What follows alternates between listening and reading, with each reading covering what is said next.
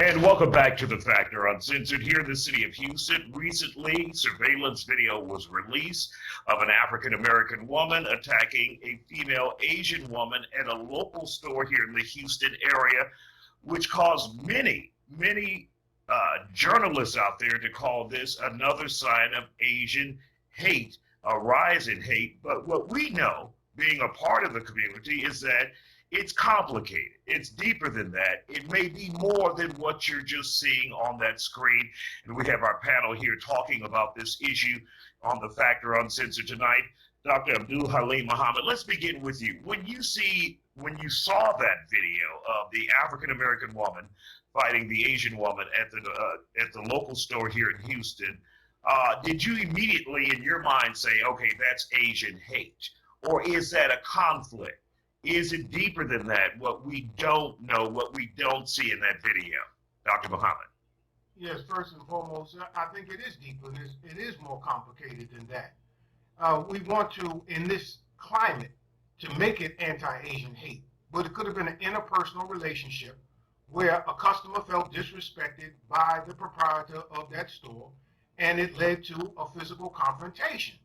Now, that does not, and I will not allow, and we should not allow, to cast with this wide paintbrush that suddenly that black people are the source of anti-Asian or anti-Semitic or anti-LGBTQ hate in this country. It's a very subtle thing. But the thing that must be understood is that black people are not against the Asian community. We do business with them. We eat in their restaurants. We go to their stores. They provide us with goods and services.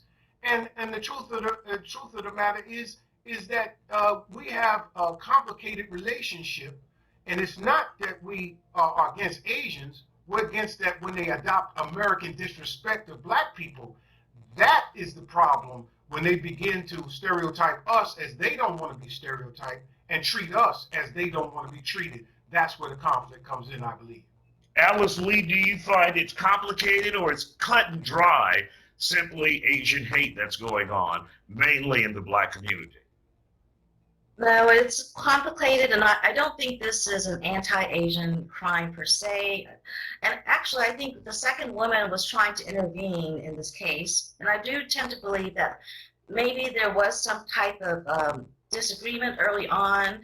I believe that the cultural factors and language barriers are in play. I know that some of these small mom and pop owners, they don't know the pleasantries. I think American customers like to make eye contact. They like to see you smiling. And of course, when we're all wearing masks now, it's hard to see you smiling at them. But just to acknowledge them, make eye contact, and yes, respect them, maybe say hello to them. And I don't know if that was what happened beginning in the front of the video. We did not see that. So a lot of times I believe that this is a small mom and pop store. They don't have the resources to do diversity training or cultural sensitivity training. So I believe it's more complicated, as mentioned. And when we talk about this subject, we're not specifically or only talking about the Asian community. For example, if you go to the city where George Floyd died, it was an Arab Muslim family that owns a store that called the cops on George Floyd over a $20 bill, and now they regret that, saying that we didn't have the contact. We didn't have the relationship with the black community. We didn't realize that calling the cops could end in a man's death here in our community, and now they're having to deal with that because it may be a cultural thing. Louis, let's bring you into this. You see both sides of the fence, being both black and Korean at the same time. Tell us about how you see this situation with Asian hate and the black community. I don't think that it can be cut and dry Asian hate. There's always been a symbiotic relationship between Asian business owners and the black community. You've got to ask yourself, the average Chinese or Vietnamese or Korean immigrant didn't come to the United States in order to open a donut shop or a beauty supply store. That wasn't their ultimate plan. There were discriminations in place that forced them into communities that were outside of white communities in order to open these stores. So there's always been a relationship since the beginning of the 1900s between black communities and Asian communities or Asian businesses for that. All all of these issues can be categorized or rooted rather in fear, paranoia, and even sometimes they can be a weaponized form of patriotism. But I don't think that this is the case. You know, it's hard to contextualize what happened in the video before the assault. There was definitely an assault, and that assault should not have taken place. Absolutely. But I also believe that Lewis, give me 1 second here. We're going to take a quick break and come back and continue this conversation on the Factor Uncensored. We'll be back after this break.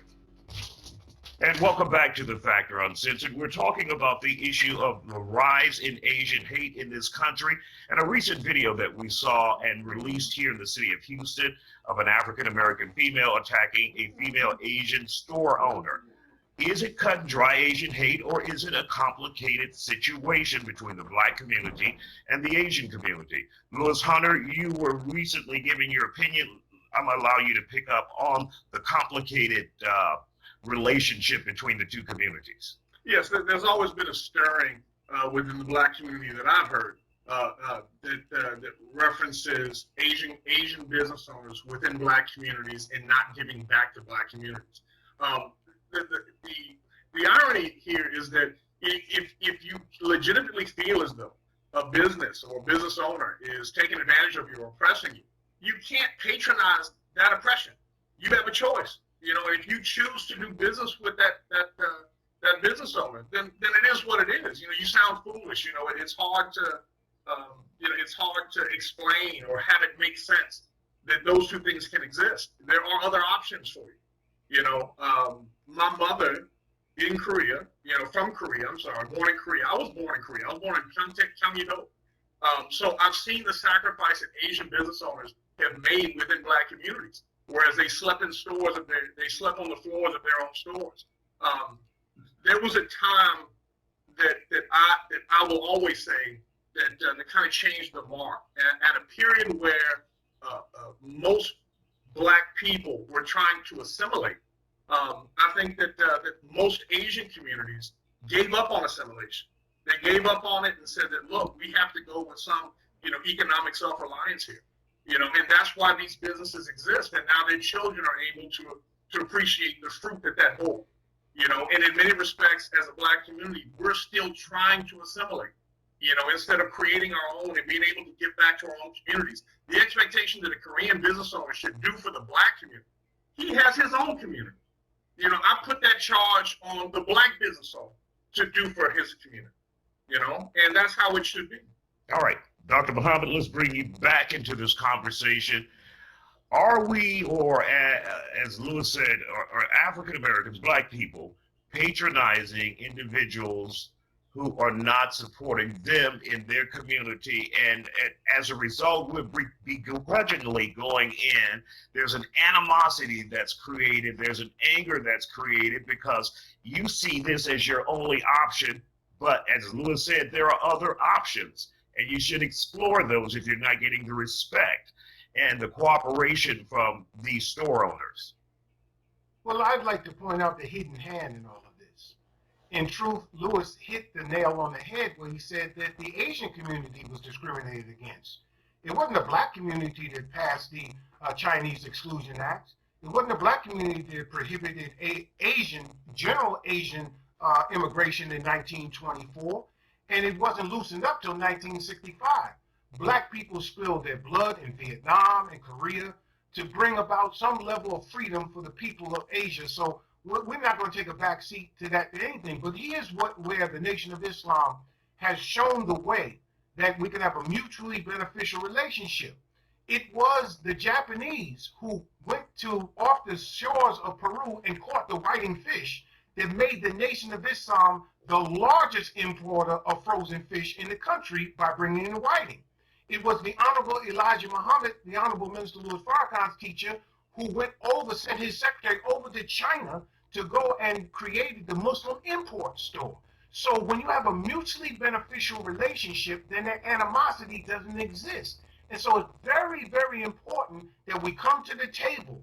Alice Lee's husband, Mark Lee, is a good friend of mine. I'd like to sit down with him and explain some of the frustration in the Black community because I trust him and I'm sure he trusts me.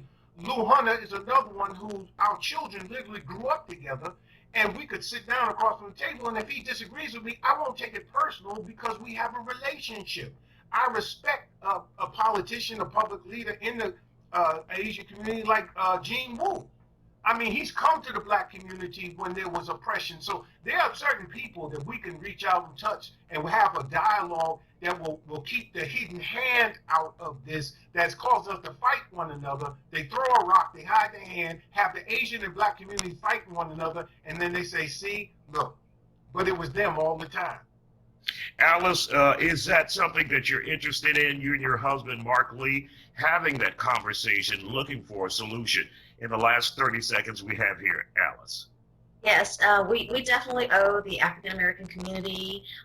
Without them, we could have never elected Gene Wu to office, Gordon Kwan. I mean, there aren't enough AAPI votes in Houston, so it is dependent on our friendship and the coalition with our African American community. Absolutely. So don't lose that coalition. We want to thank you guys for joining us here on The Factor Uncensored.